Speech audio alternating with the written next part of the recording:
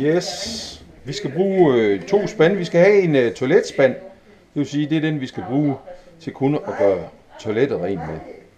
Og så skal vi bruge en spand her. Vi kan tage den her for eksempel. Og den skal vi bruge til at gøre det andet rent med. Så lige det lille toilet, vi har herude, der kan vi godt nøjes med en klud til toilettet og så en klud til det andet. Og et visketyk til at tørre med. Sådan. Yes. Nå, goddag. Vis jer toilettet, der skal gøres rent. Det er det herude. Det er STU-toilettet, så det er jo ikke et specielt stort toilet. Der er en lille håndvask, der er et spejl, der er en vindueskarm, der er et toilet, der er et lille gulv. Så det kan vi hurtigt få orden. Fylder jeg spanden herop med godt med varmt vand. Sådan så varmt, at det er næsten ikke til at have fingeren i det. Så er vi oppe på en 50-60 grader. Okay, 50 grader. Sådan. Og det her, det er så til toilettet. Man behøver at fylde spanden helt op. Sådan, det er meget fint. Så tager vi den anden spand, og det er så til alt det andet. Det er meget fint det her. Så er lige en kvart spand her. Alt efter hvor meget man skal gå rent, så kan det godt være, at man skal ud og tage det rent vand, hvis det bliver meget beskidt. Her har jeg fundet noget håndopvask. Håndopvask. Hvad er det her så for noget? Det kan man så godt bruge til at gøre rent med. Man kan også bruge universalmiddel, altså det man i gamle dage kalder Ajax. Der er forskel på håndopvask og universalmiddel, det er, at der er en lille smule ammoniak i det. Det er fedtopløsende i, universalmiddel. Men det er lige meget, vi kan godt bruge det her. Putter en lille smule i her. Sådan. Ikke for meget.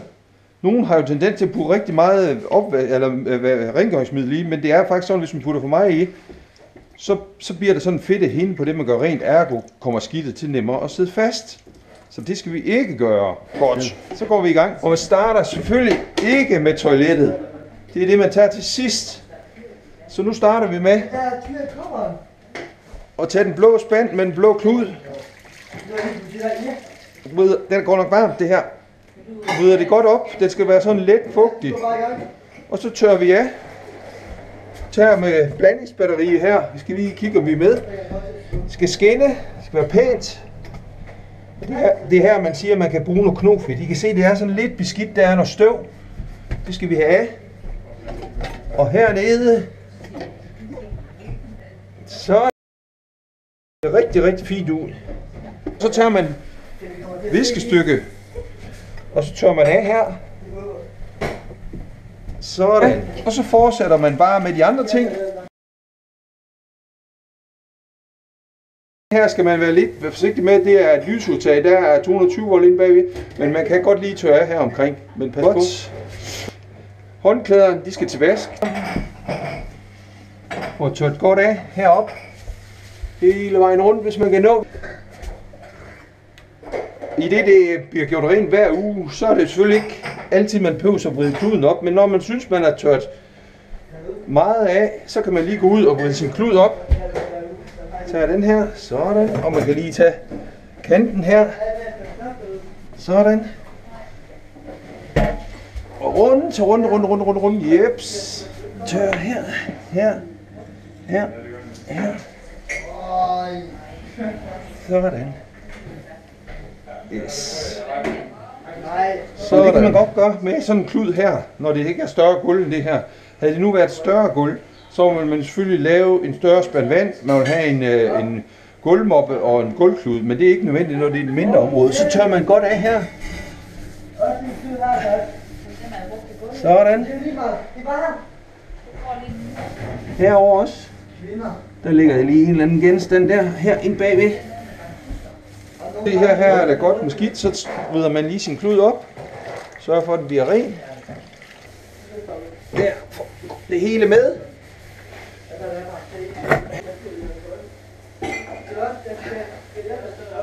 Så lidt maling, der er faldet af. Her kan det godt være, at man skal bruge lidt knofedt til at få det sidst væk.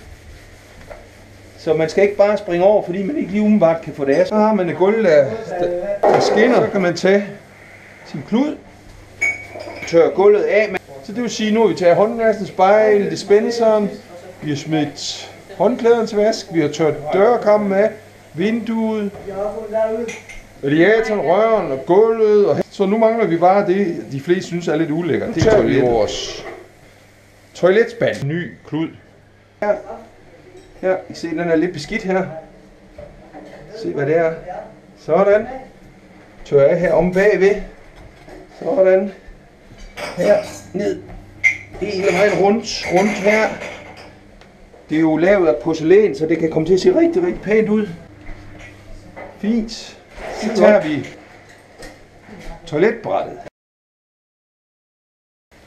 Og her kan I godt se, det er ikke specielt nice. Nu, hvis I synes, det er rigtig ulækkert, så må I få fat i nogle handsker og tage på og vride det op. Så kan I godt se, at det begynder at skinne. Så har vi den her. Det er en toiletbørste. Den bruger man til at gøre kummen ren med. Og så kan flydende WC-rens. Den har en speciel hældning, fordi man skal kunne komme op i kummen. Kører man rundt her, kører man rundt her, kører man rundt her. Den er så nærmest tom godt nok. Men ellers så vil toiletrensen løbe ned i toilettet. Den skal væk. Så tager man den her og vasker lidt. Se, der er lidt.